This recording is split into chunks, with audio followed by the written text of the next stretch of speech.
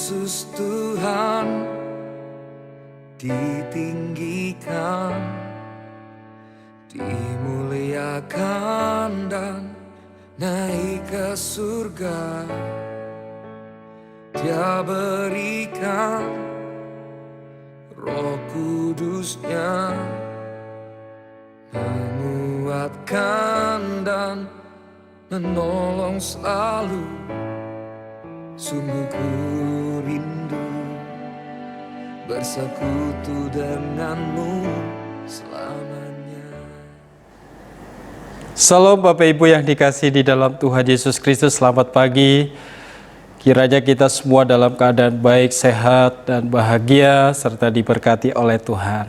Kembali kita berjumpa di dalam ibadah online GSK Bogor, dan hari ini kita secara khusus akan membahas tentang peranan Roh Kudus atau yang kita kenal sebagai Hari Pentakosta. Apa itu Pentakosta? Yaitu pencurahan Roh Kudus. Saudara yang dikasihi Tuhan, kita tahu bahwa peranan Roh Kudus di dalam kehidupan kita sebagai orang percaya begitu penting. Mengapa? Karena Roh Kudus akan mengajarkan segala sesuatu. Roh Kudus akan mengingatkan semua yang dikatakan oleh Tuhan Yesus. Kemudian Roh Kudus akan menginsafkan dunia akan dosa, kebenaran, dan penghakiman. Roh Kudus akan memimpin kita ke dalam seluruh kebenaran. Maka salah satu rencana Allah bagi gerejanya adalah memperlengkapi dengan kuasa Roh Kudus.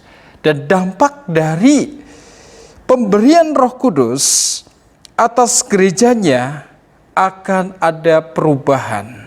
Lahirnya perubahan dinamika pelayanan gereja. Mari kita buktikan di dalam Kisah Para Rasul, pasal yang kedua, ayat yang ke-41 sampai 47. Saya akan membacakannya untuk kita semuanya di dalam Kisah Para Rasul pasal 2 ayat 41 sampai 47. Demikian bunyi firman Tuhan. Cara hidup jemaat yang pertama. Orang-orang menerima perkataannya itu memberi diri dibaptis, dan pada hari itu jumlah mereka bertambah kira-kira 3.000 jiwa. Mereka bertekun dalam pengajaran rasul-rasul dan dalam persekutuan, dan mereka selalu berkumpul untuk memecahkan roti dan berdoa. Maka ketakutanlah mereka semua, sedang rasul-rasul itu mengadakan banyak mujizat dan tanda, dan semua orang yang telah menjadi percaya tetap bersatu, dan segala kepunyaan mereka adalah kepunyaan bersama. Dan selalu ada dari mereka yang menjual harta miliknya, lalu membagi-bagikannya kepada semua orang sesuai dengan keperluan masing-masing. Dengan bertekun dan dengan sehati mereka berkumpul tiap-tiap hari dalam bait Allah. Mereka memecahkan roti di rumah masing-masing secara bergilir dan makan bersama-sama dengan gembira dan dengan tulus hati, sambil memuji Allah. Dan mereka disukai semua orang. Dan tiap-tiap hari Tuhan menambahkan jumlah mereka dengan orang yang diselamatkan. Saudara yang dikasihi dalam Tuhan, hadirnya Roh Kudus dalam hidup orang percaya seharusnya menghasilkan sebuah perubahan yang radikal di dalam pelayanan. Di dalam gerejawi, gereja harus semakin dinamis dan harus ada perubahan. Perubahannya dalam hal apa? Yang dahulu takut, sekarang menjadi berani. Yang dahulu loyo, sekarang menjadi bersemangat di dalam kita sebagai orang percaya. Saudara, dalam nats kita hari ini, kita bisa melihat orang percaya atau gereja menjadi lebih dinamis setelah didiami oleh Roh Kudus. Apa bukti dinamikanya? Yang pertama, saudara, gereja atau orang percaya itu semakin beriman. Saya ulangi, bahwa perubahan secara dinamika yang pertama ketika didiami oleh Roh Kudus adalah gereja atau orang percaya semakin beriman atau semakin percaya. Kita lihat di dalam ayat 41 sampai 42.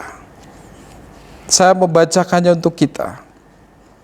Orang-orang yang menerima perkataannya itu memberi diri dibaptis, dan pada hari itu jumlah mereka bertambah kira-kira 3.000 jiwa. 42. Mereka bertekun dalam pengajaran rasul-rasul dan dalam persekutuan, dan mereka selalu berkumpul untuk memecahkan roti dan berdoa. Saudara, ini merupakan dampak dari keraguan-raguan mereka tentang kuasa Roh Kudus. Sehingga Petrus melalui khotbahnya menegur orang Yahudi dan yang mereka tinggal di Yerusalem. Petrus meyakinkan tentang kuasa Roh Kudus dan tentang Yesus yang telah tersalibkan dan dibangkitkan. Dan didukung oleh nubuat Nabi Yoel dan Daud. Setelah Petrus berkhotbah, apa yang terjadi? Mereka bertanya di dalam ayat yang ke-37, saudara. Apakah yang harus kami perbuat? Jawab Petrus, bertobatlah dan berikanlah dirimu untuk dibaptis. Lalu apa yang terjadi? Sekitar 3.000 orang menerima Yesus. Ini dampak dari pencurahan Roh Kudus. Mereka didiami oleh Roh Kudus. Dengan kata lain, mereka semakin beriman. Iman mereka semakin bertumbuh. Dibuktikan bahwa mereka semakin bertekun. Dalam hal apa? Dalam pengajaran, dalam persekutuan. Mereka memecahkan roti di rumah masing-masing bergantian. Kemudian mereka bertekun di dalam doa. Mereka bertekun memuji Allah. Pertanyaan untuk kita, bagaimana dengan semangat ketekunan kita saat ini, dalam masa pandemi ini? Apakah kita semakin bersemangat bertekun? Apakah kita semakin bertekun di dalam persekutuan? Kita bertekun di dalam doa, di dalam pengajaran firman Tuhan, atau memuji Allah, atau kita bertekun dengan hal-hal yang lain. Walaupun itu harus kita lakukan, tetapi kita yang sudah didiami oleh Roh Kudus, ini yang harus kita lakukan, dampaknya yang harus kita miliki, saudara. Amin. Kita harus semakin semangat dan semakin bertekun.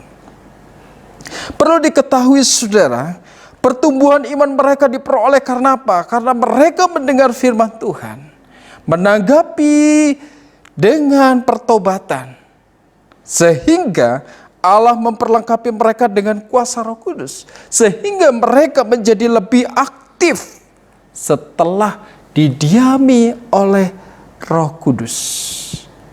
Saudara, inilah salah satu rencana Allah bagi gerejanya, bagi orang percaya, saya dan saudara, adalah memperlengkapi dengan kuasa Roh Kudus, sehingga terjadi perubahan secara aktif. Saudaraku yang dikasihi dalam Tuhan, kita akan semakin menjadi berani, kita akan menjadi semangat, kita akan semakin beriman, kita akan semakin percaya, bersemangat di dalam ketekunan. Inilah yang Tuhan inginkan dari diri saya dan saudara sebagai orang percaya.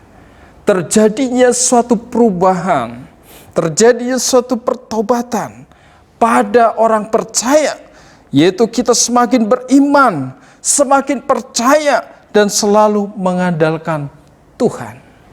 Hayo saudara, kita yang telah didiami oleh Roh Kudus, kita harus semakin bertekun, semakin beriman kepada Tuhan. Dalam gereja, gereja pun harus semakin beriman, saudara. Banyak pergumulan gereja di dalam menghadapi jemaat, apalagi masa-masa saat ini, ya, apalagi zaman ini, masa-masa pandemi, atau walaupun nanti dalam keadaan normal, pasti gereja banyak pergumulan. Dan banyak di dalamnya juga ada yang boten-boten saudara. Ya, yang aneh-aneh di dalam gereja itu banyak. Kuncinya iman dan berjalan bersama Gusti Yesus. Haleluya saudara. Jangan jalan sendiri-sendiri. Jangan hanya mencari untuk keagungan kita, pujian banyak orang. Jangan. Tetapi mari kita berjalan bersama, bergandengan, dan juga kita libatkan Tuhan seperti jemaat mula-mula. Ini ciri dan bukti orang yang sudah didiami oleh Roh Kudus. Bukan untuk diri kita sendiri. Itu egois namanya. Saudara, pergumulan hidup sehari-hari juga. Keluarga, usaha, dan pekerjaan kuncinya sami mawon. Berimankah Gusti Yesus? Amin, saudara. Ya, kita semakin beriman ke Gusti Yesus. Semakin beriman adalah bukti orang percaya yang selalu mengandalkan siapa? Manusia? Bukan, Tuhan. Saudara, tepat dan benar apa yang dikatakan Daud tentang Tuhan yang dia sembah di dalam Mazmur pasal 16 ayat 2. Engkaulah Tuhanku, tidak ada yang baik bagiku selain Engkau. Daud tahu persis siapa Allah yang dia sembah, saudara. Ini juga sama yang dialami oleh jemaat mula-mula. Mereka baru menyadari bahwa Tuhan yang mereka sembah adalah Tuhan yang dulu mereka aniaya. Mereka tidak percaya akan kematian dan kebangkitan. Jadi hadirnya Roh Kudus bagi orang percaya menjadi lebih dinamis. Bukti dinamikanya yang pertama adalah semakin beriman dan percaya. Yang kedua, saudara, kita semakin bersemangat untuk apa? Berkarya untuk Tuhan. Kita lihat di dalam ayat 44 dan sampai 46. Demikian bunyi firman Tuhan, saudara, ayat 44 sampai ayat yang ke-46. Dan semua orang yang telah menjadi percaya tetap bersatu, dan segala kepunyaan mereka adalah kepunyaan bersama. Dan selalu ada dari mereka yang menjual harta miliknya, lalu membagi-bagikannya kepada semua orang sesuai dengan keperluan masing-masing. Dengan bertekun dan dengan sehati mereka berkumpul tiap-tiap hari dalam bait Allah. Mereka memecahkan roti di rumah masing-masing secara bergilir dan makan bersama-sama dengan gembira dan dengan tulus hati. Saudara, hal ini adalah gambaran ideal kehidupan jemaat mula-mula. Luar biasa, saudara. Kalau kita bayangin, ini merupakan jemaat yang begitu ideal. Inilah yang dilakukan oleh jemaat mula-mula. Iman Kristiani mereka betul-betul nyata di dalam kehidupan sehari-hari. Melalui apa, saudara? Sikap hidup dan tutur kata dan tindakan mereka ditunjukkan. Bukan hanya beriman saja, tetapi mereka tunjukkan melalui kehidupan mereka hari lepas hari. Luar biasa. Bahwa mereka yang berkelebihan mau menolong mereka yang berkekurangan. Saat ini kita tidak tahu. Semoga kita seperti jemaat yang mula-mula. Kita yakin kita mau berbagi dengan orang lain atau membuktikan, menyalurkan kasih itu, mendemonstrasikan kasih itu untuk orang lain. Ini menunjukkan tentang tindakan kasih, karena iman tanpa perbuatan adalah mati. Maka mereka bukan hanya beriman saja, tetapi mereka menunjukkan, yaitu melalui perbuatan atau tindakan kasih. Kebersamaan mereka, saudara, terlihat dari kepedulian satu dengan yang lainnya. Ini gambaran jemaat yang tidak egois, mengutamakan kepentingan bersama. Orang lain menjadi filosofi pelayanan mereka. Inilah yang dimaksud dengan tubuh Kristus yang utuh. Luar biasa, saudara. Penulis Ibrani pun mengatakan, milikilah kasih, peliharalah kasih, demonstrasikanlah kasih dengan tindakan nyata. Maka iman saya dan saudara bukan dikatakan iman yang mati, tetapi iman yang hidup karena kita sudah didiami oleh Roh Kudus. Puji Tuhan. Saudara, inilah yang dilakukan oleh jemaat mula-mula dengan gembira. Mereka melakukan dengan tulus hati, mereka menyembah Tuhan, memuji Allah, mereka betul-betul semangat dalam menjaga persekutuan dan bersaksi. Terbukti di dalam ayat yang keempat dan ayat yang ke-11. Lalu penuhlah mereka dengan Roh Kudus dan mulai berkata-kata dalam bahasa-bahasa lain. Apa yang mereka katakan? Mereka berkata-kata tentang perbuatan-perbuatan besar yang dilakukan Allah. Perbuatan besar Allah itu apa? Yaitu keselamatan. Saudara, rencana Allah bagi gerejanya atau orang percaya adalah harus bisa menjadi berkat, dan bukti kehadiran Roh Kudus dalam hidup orang percaya adalah semakin semangat untuk menjadi berkat bagi sesama kita. Adanya kepedulian yang sangat erat, saling memperhatikan, saling mendukung, bukan saling menjatuhkan. Dari hal-hal seperti ini semua, saudara, Allah inginkan supaya gereja menjadi kuat. Kita menjadi semakin bersemangat, bergairah, berkarya untuk Tuhan. Semangat untuk berdoa bagi gereja, jemaat hamba Tuhan dengan segala pergumulannya. Semangat bertekun, semangat dalam kebersamaan, semangat dalam pelayanan. Saudara tahu, upah orang percaya adalah diberikan kesempatan untuk melayani. Itu upah kita. Maka ketika kita diberikan kesempatan untuk melayani Tuhan, ambil. Kita lakukan dengan tulus. Kita lakukan semua untuk kemuliaan nama Tuhan. Saudara, semangat bersaksi lewat hidup kita itu harus kita lakukan. Semangat menginjili, menyampaikan kabar baik. Karena penginjilan adalah kehidupan gereja. Karena penginjilan adalah kehidupan orang percaya. Penginjilan adalah jantung dari orang percaya. Jadi bukan berarti ini harus dilakukan misionaris saja atau pendeta saja. Tetapi saya dan saudara yang disebut sebagai orang percaya, yang sudah didiami oleh Roh Kudus, maka kita harus bersaksi. Jangan sampai gereja terjebak hanya karena masalah-masalah sepele, saudara. Menghambat pertumbuhan gereja. Hanya sepele, gara-gara makanan, hadiah, lah banyak. Jangan itu menjadi dipermasalahkan. Karena itu akan menjadi penghambat dari pekerjaan atau pertumbuhan gereja. Yang pusing siapa? Gebalanya pusing 7 keliling. Kasihan kan? Saudaraku yang dikasihi dalam Tuhan Yesus Kristus, mari kita semakin bersemangat. Mari satukan hati kita untuk memikirkan hal-hal seperti apa yang dilakukan oleh jemaat mula-mula.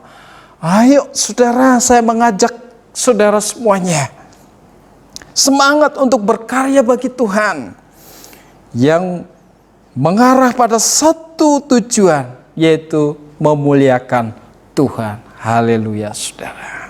Ingat saudara, saat kita mencuri kemuliaannya, kita sedang menghancurkan ladangnya. Tetapi saat kita mencari kemuliaannya, kita sedang menyuburkan ladangnya. Wow, luar biasa saudara statement ini. Jangan sampai kita mencuri kemuliaan Tuhan, tetapi mari kita memuliakannya. Ibaratnya kita sedang menyuburkan ladang-ladangnya Tuhan. Amin, saudara. Kita kan sudah diperlengkapi dengan kuasa Roh Kudus, saudara. Saya dan saudara sebagai orang percaya. Dampak dari pemberian Roh Kudus atas kita seharusnya semakin bersemangat. Semakin berani untuk bersaksi.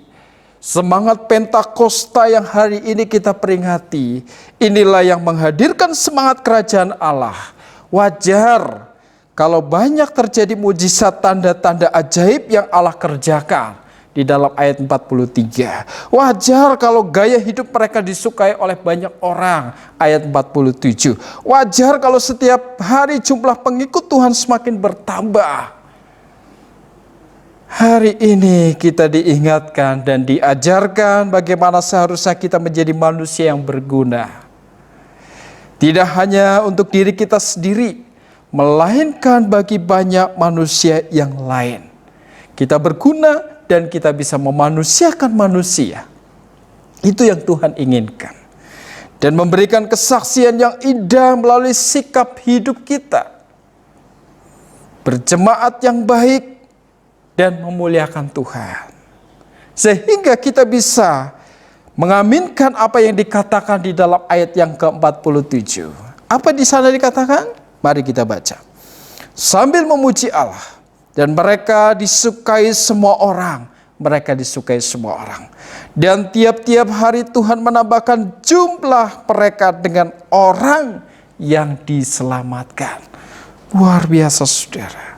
Saudara yang dikasihi di dalam Tuhan Yesus Kristus. Salah satu rencana Allah bagi gerejanya adalah memperlengkapi dengan kuasa Roh Kudus. Dan dampak dari pemberian Roh Kudus atas gerejanya atau orang percaya harus semakin beriman atau semakin percaya. Harus semakin bersemangat untuk berkarya bagi kemuliaan Tuhan. Selamat menghidupi semangat Pentakosta. Amin. Mari kita berdoa. Bapa di sorga, terima kasih, kami bersyukur untuk hari ini. Kami boleh diingatkan melalui kebenaran firman Tuhan, dan kami diingatkan melalui peringatan tentang pencurahan Roh Kudus yang kami kenal, yaitu Pentakosta. Kami bersyukur Tuhan bahwa dampak dari pencurahan Roh Kudus, kami sebagai orang percaya sudah didiami oleh Roh Kudus. Maka dari itu, sebagai orang percaya, sebagai orang yang sudah didiami oleh Roh Kudus, biarlah kami boleh melakukan, merefleksikan di dalam kehidupan kami hari lepas hari, di dalam mengiring Tuhan, yaitu firman-Mu hari ini yang kami pelajari dan kami dengar. Tuhan, terima kasih, kami berdoa dan biarlah Tuhan pun boleh senantiasa menyertai umat-Mu di tempat ini dan dimanapun mereka berada. Bahkan bagi kami semua yang mendengar firman Tuhan pada pagi hari ini. Tuhan, terima kasih, kiranya kasih dan penyertaan Tuhan boleh menyertai kehidupan kami. Demi nama Tuhan Yesus Kristus kami berdoa dan mengucap syukur. Amin.